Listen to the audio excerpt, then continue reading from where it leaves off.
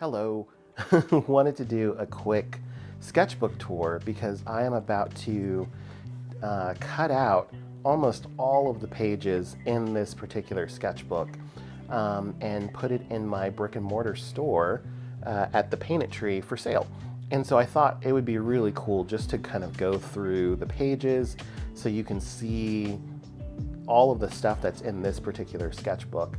And yeah, just so that I have a record for myself as well, because it's cool to watch your progress over the course of time. But first, I want you to notice something. Like, this sketchbook is dirty. Like, I still have this little tag on it because I was worried I'd forget what brand it was and what paper it was, because there's not a lot of, if any, writing inside the sketchbook, so I left that on there. Before I open it up, I wanted to show you two of my palettes. I actually have 3 palettes that I work from, but this is 2 of them. And if you want me to go into more detail about the colors I use in my palettes, I can do that in another video. Just leave me a comment down below and I'd be more than happy to do that. But these are the 2 palettes that I use a lot. I actually have a 3rd palette that has one, it's this size, but it has one more row of paint. So it's my largest palette and it has the most variety of colors. But clearly this has been through the rounds. I'm gonna try and pull it close. You can kind of see where I dip my brush and how much paint I use. I'm almost out of these greens because I do like green. Love that color for all the trees and the grasses. But I actually haven't used this palette in a while, and I haven't used this palette for this sketchbook at all. I just wanted to show you that particular palette. For this sketchbook, I only used these colors here. I decided to downsize to a smaller palette. 1, to help me become a better painter so that I would have to mix the colors I want. 2, I wanted a more cohesive, what's the word? I wanted all of my pictures to have more cohesion to them. So if I used the same colors across multiple sketches, I knew that they would ultimately have the same feeling, the same color scheme, the same palette, because it's literally using the same palette. So this is the palette that I use. It's 1, 2, 3, 4, 5, 6, 7, 14, 15, 16. It's 16 colors, and it fits in my bag real easily. And yeah, fits in the palm of my hand, which is great. But that's enough about that. Again, if you want me to go into more detail about the colors I use, that can be for another video, let me know. But let's go ahead and jump into my sketchbook. So opening up to the first page here, this is a sketch I did of the shuttlecock at the Nelson Atkins. These are these massive, I don't even know how big they are. If I were to draw a person, it would be like the size of my pinky here. So they're really big. They sit on the lawn of the Nelson Atkins. And there's 4 of these guys just kind of laying around, and it's kind of an iconic piece of Kansas City. Just use some simple blue for the sky. I tried a technique here of just taping out the edges because I wanted a really clean edge for when I pulled it up and finished the painting. But there was some bleed that happened all on these edges here. Some of the watercolor bled through. And at first I really hated that and I was really disappointed by that. But it's actually grown on me, and I really like the bleeding look because art is not perfect. No art is perfect. I've really leaned into not trying to make everything hyper realistic and everything fit within the lines. So I even intentionally started painting outside the lines. Even on the shuttlecock itself, there's like some bleed that's happening here because this is just a work of art. I'm not trying to do something perfect. I'm trying to give an impression of something. So loved this one. Let's move on to the next one. This is a cool scene from downtown. I've always wanted to paint this picture. I took this picture years ago, and there has since been a building, I think 2 light, here's 1 light, but then I think they put 2 light, another condominium, hotel, in front of this one. So this scene actually looks different in Kansas City today than this particular picture. But I loved this. I loved being able to capture the different colors, was able to put some teal on this H&R Block building. And then to kind of finish it all off, I just took my brush and splashed some water on there. And so I really liked the blue and the teal. So I splashed some teal over here and just some blue. This is probably cobalt blue in the sky. And this is one of the few scenes where I actually drew a person because I don't know, I just wanted a sense of scale and I just took a shot at it. Usually I don't include people in my sketches, but I decided to do one for that. This I really love. This is my perspective at the Green Hills Library. There's a coffee shop, Novella Cafe, that is in the Green Hills Library, and they have probably about 1,000 or 2,000 coffee mugs hanging from the ceiling. This is just one row of them, but there's multiple coffee mugs hanging from the ceiling, and it's just this really cool artistic place.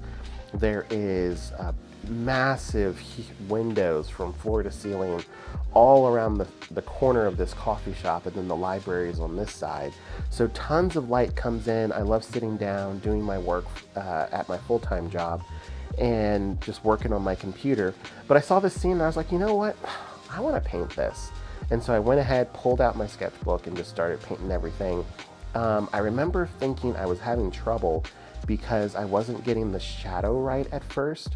And so it took me a few times to like tweak it and modify it. But eventually I got the shadow where it feels darker up here because the ceiling kind of goes in, whereas everything else is getting hit by sunlight. So that was a cool one.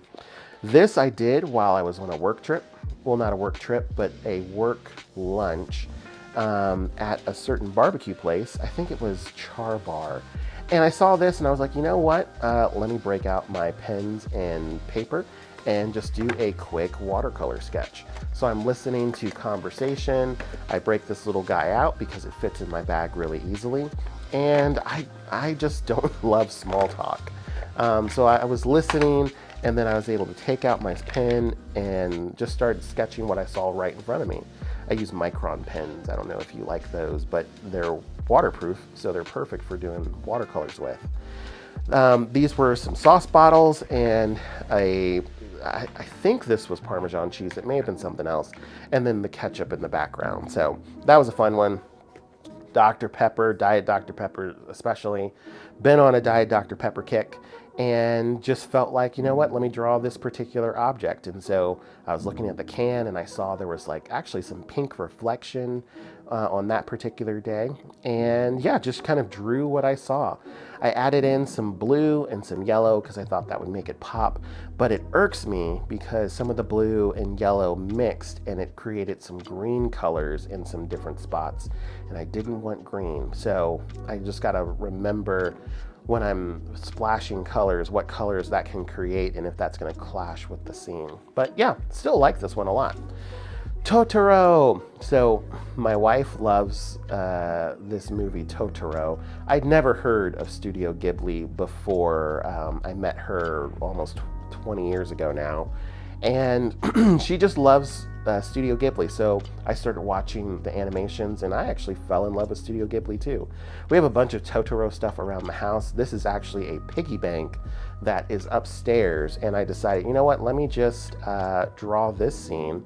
And I added the trees in the background, and it's like an iconic scene from the movie where it's raining, there's a lost little girl, and Totoro and her are kind of like standing next to each other.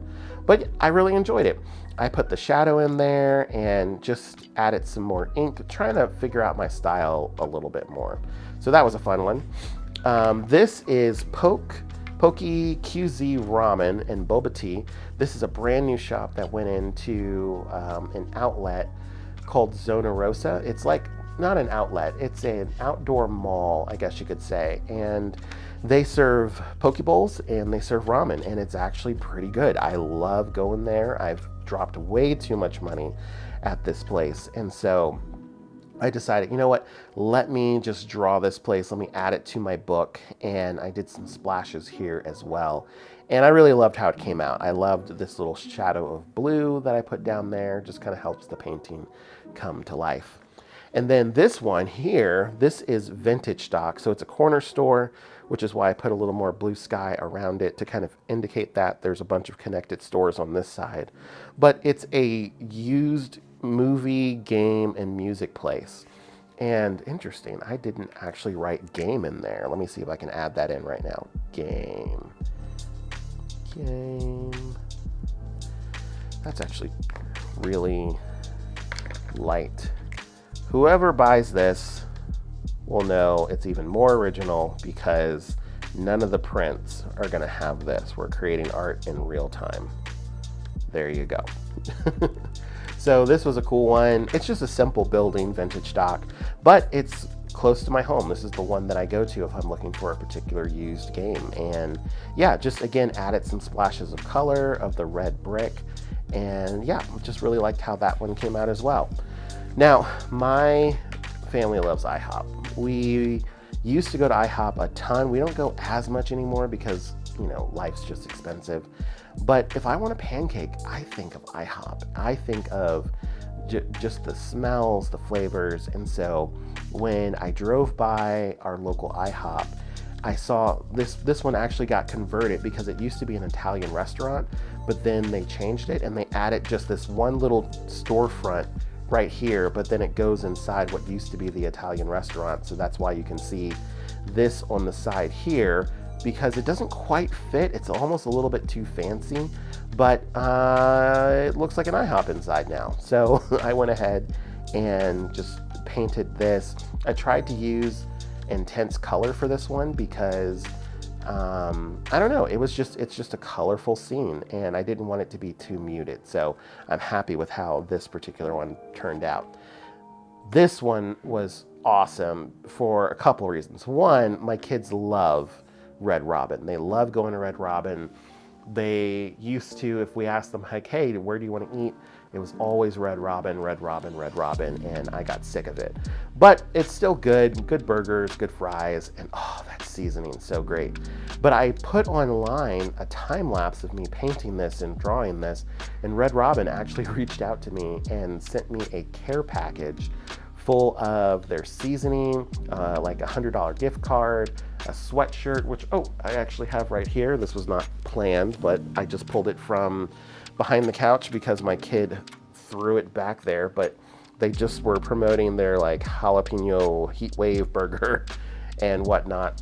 This is not sponsored, but I just thought that was cool of them to send that to me nonetheless. Barnes & Noble, this is a local Barnes & Noble that we go to. This is what the back of the store actually looks like. So they have a front version of the store, but the parking lot is in the back, and so this is the way that I always come in. This is just like the very front of the store. There's wings that go out much further, but I just captured what I saw here, and I liked how this one came out. As I'm looking back on it now, I do wish I added like a little more color in some of these top pieces and just a little more variation on the bricks over here. But overall, still like how this one came out. I don't know if you can tell, but it's a really wavy drawing. None of the lines are straight, and that's super intentional. This is what, like all throughout this sketchbook, I start getting looser and looser with my sketches. And that's something I've been trying to do for years. I used to have like a ruler and was like making perfectly straight lines. But the problem with that is like if you're off a little bit on anything, it stands out really hard. So if I'm just making squiggly lines and I'm kind of like, I'm not holding my pen really close like this like I used to, but I'm just kind of holding it out here and I'm like, whoops. Oh, dropped it again. I'm holding it like out here and I'm just intentionally making loops, like even like right there, there's like a little loop. And right here, there's a little loop. On this corner, there's a little loop. I'm just intentionally trying to be as loose as possible so that when I do make a mistake, you don't even see it because the whole thing kind of feels like a mistake. Therefore, it has a really cool style. So learned a lot with this one. Draftcade, love this place. It's a local arcade, has a bunch of old school arcade machines. You can drink there, you can get some food. They have like a kitchen. There's also a comedy club attached to it as well. And really wanted to draw this place. This place was really cool. They reached out to me as well and have offered to give me and my wife free tickets to play arcade games for the day. And so I still need to take them up on that. I've just been so busy opening up my brick and mortar art store recently. But now that that's open and going, I can go ahead and hit this place up again. Love how this came out. I really like the red. I only have a little bit of red in the painting itself, and I thought it would be a great accent to the whole piece if I splashed it out. So love how that came out. This is, oh man, Derrick Henry of the Baltimore Ravens. Now hang on, I'm not a Ravens fan. I'm a Kansas City Chiefs fan, not born and raised in Kansas City.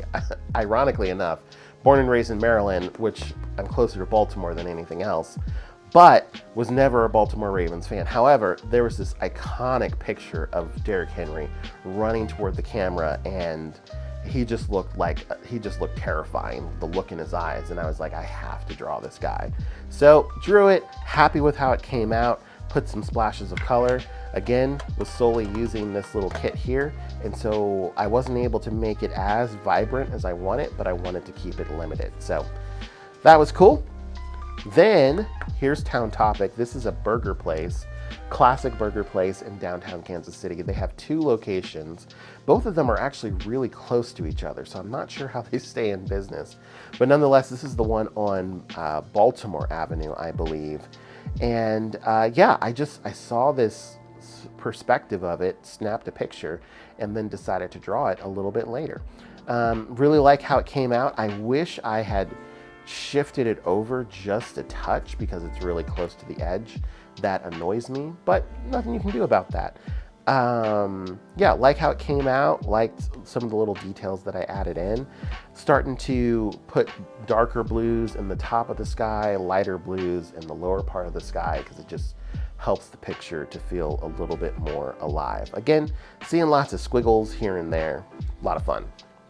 This is a Auntie Anne's pretzel and Cinnabon. Now, I used to work at an Auntie Anne's pretzel, and so I love this place. It brings me back to being a teenager. I think I got the job there when I was 15 years old, and I never learned how to make the pretzels. My boss kept me on the register because he said I was so good with the customers and dealing with the irate customers that, nope, Theo, I need you up front. Everyone else, you make pretzels, don't talk to the customers. So I didn't mind it at the time.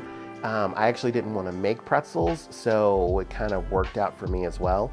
But this is our local Auntie Anne's pretzels at the Plaza in downtown Kansas City. There's also a Cinnabon. It's like one of those split shops, but I've never gotten any of the Cinnabon stuff because I just don't care for it. Too sweet, too expensive. I'd rather just get a pretzel. So there you go.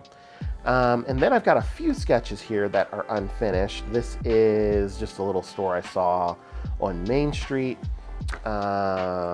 This is the Armour Theater in North Kansas City.